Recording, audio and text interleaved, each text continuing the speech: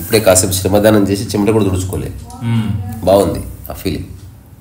రెండోది చెమట నాదే కదా. అయితే ఒక చిన్న కాంటెక్స్ట్ చెప్తా, వినేవాళ్ళు కానీ ఇక్కడ ఉన్నవాళ్ళు కానీ ఈమెకు సంబంధం లేదు. ఇప్పుడు ఆమె అన్కాన్షియస్ స్టేట్లో ఉంది కాబట్టి ఆమెకు సంబంధం లేదు. కానీ ఇప్పుడు నేను చెప్పబోయేది ఆమె కూడా చేస్తుంది. నేనేమో చింత ఆమెకు లేదని చెప్పేసినాను. కానీ ఇప్పుడు నేను చెప్పేది షీఈస్ డూయింగ్. అదేంటంటే ఒక వ్యక్తిని మనం ఇబ్బంది పెడుతున్నామని గుర్తించరు చాలా మంది. ఇంతే సబ్జెక్ట్. 90% ఆఫ్ ద పీపుల్కి చిన్న స్పృహ ఉండదు. మరి అది ఎట్లా అన్నప్పుడు నా బిడ్డతో చిన్న ప్రాక్టికల్ ఒకటి చెప్పి, షేక్ హ్యాండ్. ఇప్పుడు నేను షేక్ హ్యాండ్ ఇస్తున్నా, నీకు నొప్పి కానంత వరకు ఒత్తుతున్నా. నాకు ఆనందం అనే పిసికేషన్ అనుకో, అది నేను చూడాలి. నువ్వు ఒత్తడం నీకు ఇబ్బంది కలుగజేస్తుందన్న స్పృహ నాకు ఉంది కదా, అట్లా మనసుని ఒత్తుతున్నట్టు కూడా తెలియాలి. ఇబ్బంది అంటే మనసుకు బిగ్గర్ అయింది, కొన్ని సందర్భాలు శరీరానికి బిగ్గర్ అయింది. శరీరానికి ఇబ్బంది, ఇది ఎండాకాలం శరీరానికి ఇబ్బంది, ఇరుకు ఉన్న ఇల్లు శరీరానికి ఇబ్బంది, ఇరుకు ఉన్న చొక్కా శరీరానికి ఇబ్బంది. ఒక వ్యక్తి పక్కనున్న వ్యక్తి ఈ చిన్న విషయం తెలియని కారణంగా మనము చాలా మందిని ఇబ్బంది పెడతాం. నేనేమన్నా ఏమనలేదు అంటాం, కానీ మనకు తెలియదు కాబట్టి నేను జస్ట్ చెయ్యొత్తినంతే, వాడు డ్యాన్స్ చేసిన అనుకున్నా అన్నాం అనుకో, అట్లా కాదు. సో ఇప్పుడు ఎవరికి వాళ్ళు క్రాస్ చెక్ చేసుకోండి. ఓకే, నేను ఇప్పుడు మామూలుగానే వచ్చాను, కానీ నువ్వు అబ్బా అన్నావు అనుకో, ఐ షుడ్ సే సారీ. ఈ తలిపేయరా మైథిలి. సో ఇప్పుడు నేను తెలియక చేసిన నీకు ఇబ్బంది అయిందంటే నేను తప్పకుండా క్షమాపణ చెప్పాలి. కానీ మనిషి జిద్దుకి వెళ్తున్నాడు అనమాట. ఈగో అంటే మొండిపట్టు, నేను బరాబరు ఎండ్ అయిపోతుంది. ఎప్పుడైతే నేను ఇలాగే ఉంటా అన్నవా, నీ యొక్క జీవితానికి నీ యొక్క ప్రగతికి నీవే సమాధి కట్టుకోవు. నువ్వేం సాధించేది ఉండదు. ఆ తాత్కాలికంగా యవ్వనంలో కొంచెం విర్రవీగుతావు. ఒక టైం వస్తుంది, నీకు కళ ఉండదు, స్కిల్ ఉండదు, నీ దగ్గర డబ్బు ఉండదు, నీకు ఫ్రెండ్స్ ఉండదు. సేమ్ ఇప్పుడు సందర్భం వచ్చింది కాబట్టి చెప్తున్నావు బాబా. సేమ్ ఇదే నాకు అనిపించింది. స్పృహ ఉన్నది, నేను ఇబ్బంది పెట్టిన ఒకరిని కొంచెం అనిపించింది ఎక్కడో. నేను ఏం చేసిన వాళ్ళకి మెసేజ్ చేసిన, తెలుగులోనే మెసేజ్ చేసిన వాట్సాప్లో, ఇట్లా నా వల్ల ఏమన్నా ఇబ్బంది అయితే క్షమించండి, ఇట్లా తెలిసి తెలియక తప్పు చేసినా మన్నించండి అని పెట్టినా. అయితే ఆపోజిట్ పర్సన్ రిప్లై లేదు, అసలు ఏం తప్పు లేదు. అదే నా పని నేనైతే చేసిన, అది అంతే. అక్కడ వరకు అయితే రెస్పాన్స్ ఇవ్వకుండా ఉండే స్వేచ్ఛ వాళ్ళకు. అట్లా అయితే ఇప్పుడు చాలా మందికి తెలియదు ఇబ్బంది ఎట్లా పెడతారు అనేది. ఒక 2-3 ఎగ్జాంపుల్స్ ఇస్తాను. ఎవరో ఇంట్లో 8:30 అయింది, కూర్చొని డిస్కషన్ చేస్తూ ఉంటారు. ఓకే, వాళ్ళు తినాలనో పడుకోవాలనో అనుకుంటున్నారు యాక్చువల్గా, బట్ నువ్వు గ్రాస్ప్ చేస్తలేవు. వాళ్ళు పాపం మొహమాటం చేత ఊరికి అట్లా కూర్చొని ఉన్నారు. అంటే తెలియదు, చెప్తే అయిపోతుంది కదా అంటారు. చెప్పకముందే తెలుసుకోవాలి. కొన్నిసార్లు మనము మనుషులమే, కొన్నిసార్లు తెలియకపోవచ్చు. ఆ టైంలో లెటర్స్ సారీ. కానీ మోస్ట్ ఆఫ్ ద టైం ఇబ్బంది ఎక్కడ గురి చేస్తారంటే హఠాత్తుగా పర్సనల్ విషయాలు అందరి ముందు ఎత్తడము, రిపీటెడ్గా అట్లా ఇబ్బంది అవుతుంది. లేకపోతే ప్రతి ఇంటికి ఒక బౌండరీ ఉంటుంది, ఒక ఏరియా వరకే వెళ్ళాలి. మనం చెప్పాము ఇక్కడ లైన్ ఆఫ్ కంట్రోల్ ఇది దాటొద్దని, కానీ ఎవరో వచ్చేసి కిచెన్లోకి వెళ్ళిపోయి గ్లాస్ ముంచుకొని తాగేస్తారు. అట్లా మనం ఇబ్బంది పడతాం. కానీ వాడు గుర్తించడు. గుర్తించకపోగా ఏం అంటలేరు కదా అని ఫ్రిడ్జ్ తీస్తాడు. ఒకవేళ 10వ చెప్పినావు అనుకో, ముందే చెప్పొచ్చు కదా అంటాడు. నేను అంటున్నా చెప్పకపోని నువ్వు ప్రపంచంలో ఉన్నవంటేనే ఒక నిర్దిష్టమైన బౌండరీ ఉంది నీకు. నువ్వు రోడ్డు మీదకి పోయినా బౌండరీ ఉంది, బట్టలకు బౌండరీ ఉంది, భాషకు బౌండరీ ఉంది. ఈవెన్ కాన్స్టిట్యూషన్ కూడా క్లియర్ కట్ బౌండరీని ఇచ్చేసింది. ఫ్రీడమ్ ఆఫ్ స్పీచ్ లేదా ఫండమెంటల్ రూల్స్, ఫండమెంటల్ రైట్స్ అన్నవి అబ్సల్యూట్ కాదని చెప్పింది సుప్రీంకోర్టు. అంటే ఇప్పుడు ఫ్రీడమ్ ఆఫ్ స్పీచ్ ఉంది అంటే మాట్లాడే హక్కు ఉంది, కానీ తిట్టే హక్కు లేదు. మాట్లాడే హక్కు ఉంది కదా అని నువ్వు దేశాన్ని తిట్టడానికి వీల్లేదు. ఇప్పుడు అదే చేస్తున్నారు. అక్కడ ఇట్లాంటి వాళ్ళమే శిక్షలు పడుతుంది. నేను ఏమనలే మాట్లాడి అంటారు. సో తెలియక చాలా మంది సమర్థించుకునే తెలియక. అలాంటి టైంలో ఇప్పుడు పెద్ద పెద్ద సీఈఓలే ట్రైనింగ్ తీసుకుంటారు. మనం జీవితాన్ని నిజంగా ముసలిగయ్యే సమయంలో ఆస్వాదించాలంటే ఇప్పుడు అర్థం కావాలి. లేకపోతే ఇప్పుడు యవ్వనంలో ఎట్లో అట్లా నువ్వు సర్వైవ్ అవుతావు. నీకు ఎవడో ఫ్రెండ్ ఉంటాడు, బండి ఎక్కించుకపోతాడు, తొడలు గట్టిగా ఉంటాయి, చేతులు గట్టిగా ఉంటాయి, నువ్వు పరిగెత్తొచ్చు అవసరమైతే అప్పటికప్పుడు. కానీ ఒక టైం వస్తుంది, ఈ సమాజం నిన్ను పక్కకు నువ్వు నెట్టేస్తుంది. నీలో యవ్వనం లేదు, నీలో ఏ టాలెంట్ లేదు, ఎవరికి గుర్తింపు ఉంటుంది. ఆల్బర్ట్ ఐన్స్టీన్ చింపిరి చుట్టూన్న పోయి కూర్చుంటారు. రమణ మహర్షి గోచి పెట్టుకున్న వెళ్ళి కూర్చున్నారు. ఎందుకు? అక్కడ ఒక స్పష్టత ఉందో, క్లారిటీ ఉందో. వాళ్ళు ఎవరిని ఇబ్బంది పెట్టారు, ఎప్పుడు ఎవరిని పెట్టలేదు. అది వాళ్ళ పని ఏదో వాళ్ళు చేసుకుంటారు, వాళ్ళ పని వాళ్ళు చేసుకున్నారు. వీలైతే వేరే వాళ్ళ పని కూడా చేయవాళ్ళకి ఓకే అయితే తప్పేమీ కాదు.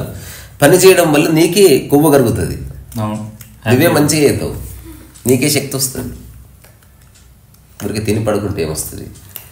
సో చాలామంది ఈ విషయం తెలియక పక్క వాళ్ళు ఇబ్బంది పడుతున్నారన్న విషయం వాళ్ళకి తెలియదేమో. అంటే నా అబ్జర్వ్ కావాలని చేయరు, 90% తెలియక, కాన్షియస్నెస్. అట్లా ఇబ్బంది పడ్డ సందర్భాలు ఉన్నాయా మీకు? నాకైతే బోళ్ళను ఉన్నాయి. సడన్ గుర్తు రావట్లేదు. నీకున్నాయా బిడ్డ?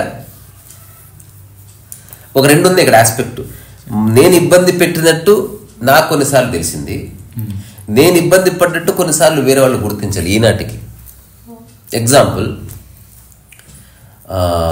మా ఒక బంధువులు ఉన్నారు. సో ఆవిడ నేను ఎప్పుడు వెళ్ళినా సరే ఆ గడ్డము మేకగడ్డలాగా ఉంటుందంట. ఎప్పుడైనా సరే నేను వీళ్ళు చూస్తే మేకను చూసినట్టే ఉంటుంది అంట. అప్పుడు ఏమంటావు? నేను జస్ట్ ఊరికే చూస్తా. ఇప్పుడు 1000 సార్లు చూసినా ఆమె గుర్తించలేదు.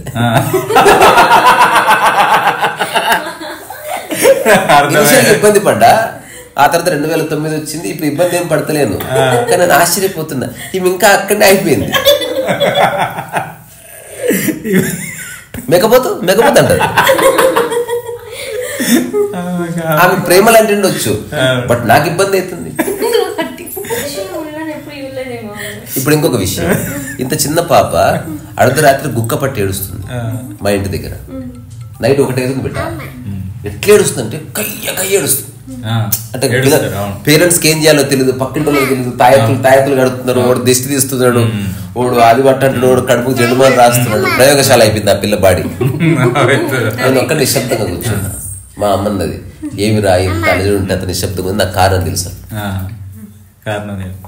కారణం ఎవరంటే మీరే. మేమేం చేసినాం అన్నది. ఆ పిల్లని పొద్దుంతా ఇబ్బంది పెడుతున్నారు. ఎగ్జాంపుల్, వాళ్ళ నాయనమ్మ ఎంత గలీజ్ ఉంటుంది చూసారా? దగ్గరికి పోయి అంటది, అబ్బే ఇట్లా అయిపోతుంది. ఇప్పుడు రాత్రి పూట వాళ్ళ నాయనమ్మ కల్లోకి వస్తే ఆ పిల్ల పరిస్థితి ఏం చెప్పు? ఇప్పుడు వాళ్ళ నాయనమ్మకి ఎవరు చెప్తారు? ఎవ్వరు చెప్పారు.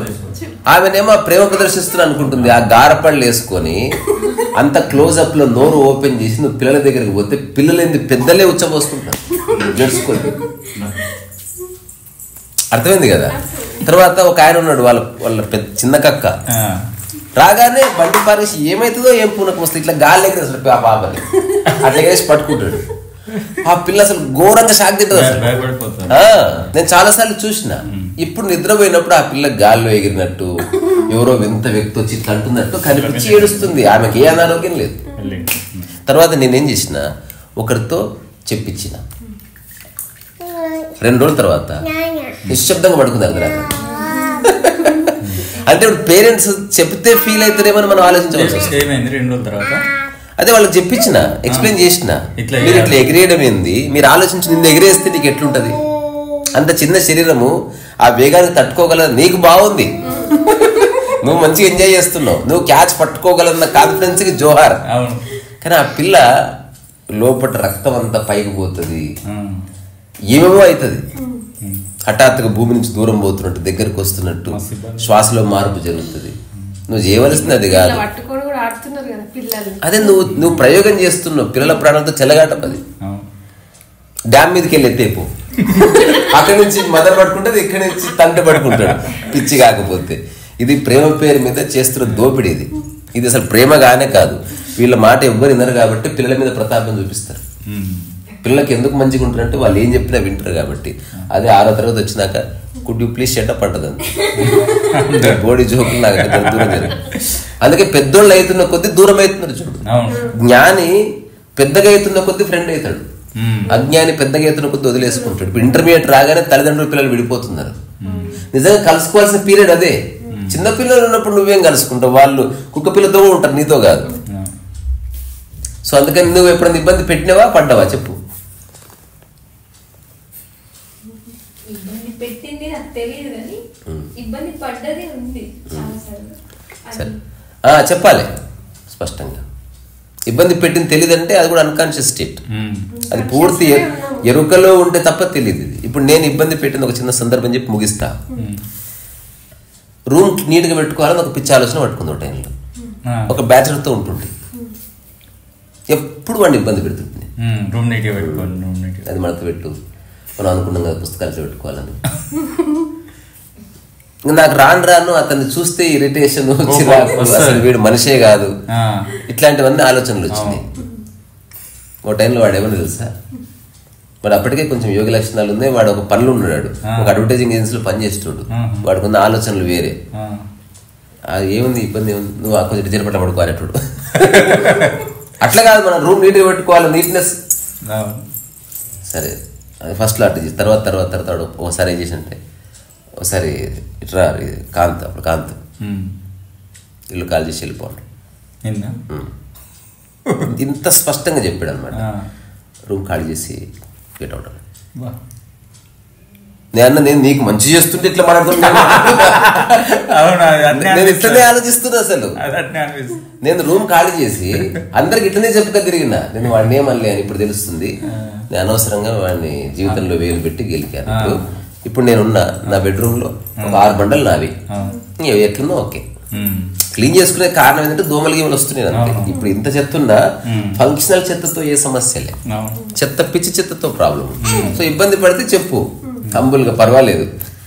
కానీ నా హోల్ అబ్జర్వేషన్ అండ్ ఈ టాక్కి మూలం ఏంటంటే, ఒక వ్యక్తి మన వల్ల ఇబ్బంది పడుతున్నాడని మనం గుర్తిస్తున్నామా లేదా, ఇది నేను నా ఫండమెంటల్ క్వశ్చన్.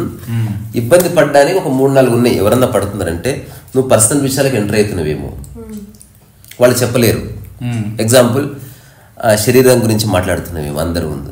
ఈ మధ్య కొంచెం లావు అయింది, ఈ మధ్య బక్కగా అయింది, ఎందుకు అట్లయినావు కోతిలాగా అట్లా అంటారు. మూతి పళ్ళు రాగితే అట్లా అని అనాలనిపిస్తుంది, కానీ అది అట్లా అంటాం. అది మనం. కానీ ఇంకోటి మన ప్రమేయం లేకుండా కూడా అట్లా జరుగుతాయి. సో పర్సనల్ విషయాల్లో ఎంటర్ అవ్వడం, టెరిటరీలోకి ఎంటర్ కావడం, ఇంతకుముందు అనుకున్నట్టు బెడ్రూమ్లో, తర్వాత వాళ్ళు వాడే వస్తువు, వాడి దేవుడి గదిలో ఉన్న ఒక విగ్రహాన్ని ముట్టుకోవడం, లేకపోతే నీ పెళ్లి చీర ఏమని కట్టుకుంటారు. తర్వాత కార్ ఎక్కినప్పుడు హస్బెండ్ నడుపుతుంటే వైఫ్ పక్కన కూర్చోవాలనుకుంటది, బుద్ధి లేకుండా వెళ్ళి కూర్చుంటారు. తెలియదు అంటే అది ఎవరు చెప్పరు, అది కామన్ సెన్స్. అది ఫస్ట్ ఆల్వేస్ మీరు మీ హస్బెండ్ పక్కన కూర్చుంటే అంటే ఓకే, బట్ కొంచెం ఇంపార్టెంట్ విషయం ఉంది, మీకు పర్వాలేదు అంటే అని అడిగి నువ్వు తీసుకో, చొరవ తీసుకొని నీకు కావాల్సినట్టు మార్చుకోవాల్సిందే. ఒకసారి నేను మా ఇంట్లో బెడ్ కొనుక్కోవాలనుకుంటున్నా, మీకు అభ్యంతరం ఒక్కసారి మీ బెడ్ టచ్ చేయొచ్చా, ఊరికే చూస్తాను అంటే just I don't want to SIT అని చెప్పామనుకో, అసలు పడుకునేమన్నాను. అట్లీస్ట్ యుక్తిని ప్రదర్శించు. అదంతా వేరే వాళ్ళ శరీరంని నీ పర్మిషన్ లేకుండా ముట్టుకోవద్దు, చుట్టూ ముట్టుకుంటారు. ఇట్లాంటివన్నీ 1-2 కాదు, బోల్డ్ ఉన్నాయి. వస్తువులు ఉన్నాయి, టెరిటరీస్ ఉన్నాయి, పర్సనల్ వ్యవహారాలు ఉన్నాయి. తర్వాత ఇష్టపడే ఒక ఆరాధ్య దైవానికి సంబంధించి వాళ్ళకి అభిప్రాయం తెలుసుకోకుండా, వాళ్ళు ఏదో తెలుసుకోకుండా ఒక మాట నేయడం. సో ఫస్టే ఎవడు చెప్పాడు, కొంచెం చివుకుమంటది, అరే వీడు నా జోన్లోకి వచ్చాడే అనేస్తున్నాడు, ఇప్పుడు నాకు ఇబ్బంది అవుతుంది, బట్ ఇది ఎట్లా చెప్పాలని మనం సఫర్ అవుతాం అన్నమాట. అందుకని ఇది పూర్తి ఎరుకకు సంబంధించిన విషయం. మన వల్ల ఒక వ్యక్తి ఇబ్బంది పడుతున్నాడేమో అని మనం గమనించకపోతే you are absolutely unconscious person. 100% చెప్పరు కొందరు, కానీ నువ్వు గుర్తించి నువ్వే పక్కకు తొలగాలి. వీఆర్ నాట్, మనం ఇక్కడ ఉన్నది వేరే వాళ్ళని ఇబ్బంది పడి ఒక్కొక్కసారి అవుతుంది, క్షమాపణ చెప్దాం. అందరం మనుషులే. సో అట్లా బోల్డ్ అన్ని ఉన్నాయి. అయ్యో రామ, అసలు చాలా. నేను ఒక చిన్న, నేను తెలియక చేసిన ఇబ్బంది చెప్పనా, నేను ఇంకొక ఫ్రెండ్ చెప్పొచ్చు, లేదు తప్పేం లేదు. సో కొత్తగా పెళ్ళైన జంట పేరెంట్స్ ఏం చేశారంటే, కావాలని, మాకు అప్పుడు తెలియదు, నేను 10th క్లాస్ చదువుతున్నా, 10th ఇంటర్. ఇప్పుడు ఉన్నంత మీడియా లేదు కదా, అల్లరి తప్ప ఏ లోపట ఏమీ లేదు. ఆ కొత్తగా పెళ్ళిన జంట ఏకాంతంగా ఉండాలని ప్లాన్ చేసుకుంటున్నారు. వాళ్ళు పేరెంట్స్ ఇంట్లోకి వెళ్ళిపోతే బాగుండదు అనుకోవడం నేను ఇప్పుడు తెలుస్తుంది నాకు. ఎందుకంటే వాళ్ళకి కౌగిలించుకోవాలనుంది, ముద్దులు పెట్టుకోవాలనుంది. సో కానీ చుట్టుపక్కల అందరు ఉంటారు. అయితే అందరు ఏం చేస్తున్నారు, వాళ్ళని ఏకాంతంగా ఉండనీయకుండా ఇబ్బంది పెడుతున్నారు. మా ఇంటికి రా, మా ఇంటికి వచ్చి కూసో, నీ మొగుడిని వదిలిపెట్టవా, అమ్మా ఇట్లా అయిపోయినా అని అనేసరికి వాళ్ళు సిగ్గుపడుతున్నారు. ఏం చేయాలో తెలుస్తలేదు వాళ్ళకి. అసలు పెళ్ళైన తర్వాత లేచిపోవాలని ప్లాన్ చేశారు. ఆ టైప్ అన్నట్టు భరించలేక. ఆ తర్వాత ఏమైంది, ఆ పేరెంట్స్ ఈ విషయాన్ని గుర్తించి ఊరు వెళ్ళిపోయారు. ఏదో పని, అకారణమైన పని క్రియేట్ చేసుకుని వీళ్ళకి ఏకాంతాన్ని ఇస్తే వాళ్ళు అర్థం చేసి జనరేషన్ పుడతారు కదా. అందుకని ఇప్పుడు నేను ఇంకోడు ఉన్నాడు, వాళ్ళు రూమ్లు తలుపేసుకొని అసలు ఏ శబ్దము లేదు. అంటే ప్రపంచంలో ఏం చేస్తారో అదే చేస్తాను అనుకో. నేను ఊకే పోతున్నా, తలుపు కొడుతున్నా, తలుపు కొట్టినా, వాడు తలుపు తీస్తున్నారు. మా అమ్మ గ్లాస్ ఇచ్చింది, ఉందా మీ తానా అంటే అప్పుడు బాగా అట్లా ఉంటుండేది. అది ఏం గ్లాసు అక్కడే పిలుస్తుంది, ఏం గ్లాసు రా అంటే ఇట్లుంటది, ఇదేనా, ఇది కాదు, లేదు పో అని తలిపేసి మళ్ళీ ఆసంతో మళ్ళీ కొడుతుంది. మా అమ్మ అడుగుతుంది గ్లాస్ కావాలంటే అని. ఇట్లా నేను ఒక 1 డే నిజంగా ఇబ్బంది పెట్టిన అకారణంగా. నాకేమీ రాదు అసలు. నాకు ఇంకోటి అప్పుడు లస్ట్ గానీ శృంగారం కానీ నాకేం తెలియదు. ఊరికి వీళ్ళిద్దరు కలిసి ఉన్నారు కదా, విడగొడదాం వస్తుంది. ఆ తర్వాత ఆమె నా దగ్గరకు వచ్చి చెప్పిన విధానం నాకు చాలా నచ్చింది. మా ఆయన అతను మళ్ళీ మా అమ్మ వాళ్ళు రేపు నుండి వస్తారు, ఏకాంతం దొరకదు, నువ్వు డిస్టర్బ్ చేయకు, నన్ను ఏమన్నా డిస్టర్బ్ చేయనీకు చూడు. మా ఇద్దరికి అటువంటి ఒక ఫ్రెండ్షిప్ ఉన్నది. మా సీనియరే. అవి చెప్పగానే నేను అసలు దాంతో పోరాడలే. సరే అన్న, అయిపోయింది. వాళ్ళకి కావాల్సిన పళ్ళో గిళ్ళో ఏదైనా ఉంటే తెచ్చి అట్లా గోడవతలేస్తే ఒక 3 రోజులు వాళ్ళు ప్రపంచానికి కనబడలేదు. ఇప్పుడు దానివల్ల చాలా సఫర్ అవుతున్నారు. ఇంతకంటే ఎక్కువ చెప్పకూడదు. సో ఏదేమైనా ఇబ్బంది పడితే దాన్ని వ్యక్తపరచండి హంబుల్గా, మొహమాట పడొద్దు. రెండోది, ఇబ్బంది పెద్ద పెద్ద విషయాల్లో రాదు బిడ్డ, చిన్న చిన్న విషయాల్లో వస్తుంది. ఇప్పుడు ఎవరు బ్యాంకులోకి వెళ్ళరు, బ్యాంక్ అకౌంట్లు అట్లాంటి విషయాల్లో ఇబ్బంది రాదు. ఇబ్బంది ఎక్కడ వస్తుంది, ఆ గీత దాటకూడదు, దాటుతారు. హఠాత్తుగా ఏదో సడి ముక్కు నడి ముక్కు అని అంటారు పిల్లల్ని. వాళ్ళు ఘోరంగా కాలుతుంది, తుపాకుంటే కాల్చేస్తారు.